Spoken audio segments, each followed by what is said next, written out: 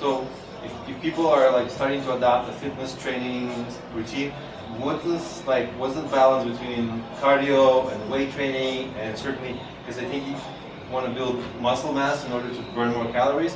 How should all that work together? Again, you put on your own. You put your own training sessions together. So depending on what you want, if you're looking for overall weight loss, obviously the cardio is the way to start though, because your heart rate's getting up, it's pumping more, it's making you work, you're burning more calories. Whereas if you're doing weightlifting, I'm not saying you're not burning calories, but most people should know that fat weighs less than muscle. So when you're starting to work that out, the muscle starts making you a little heavy.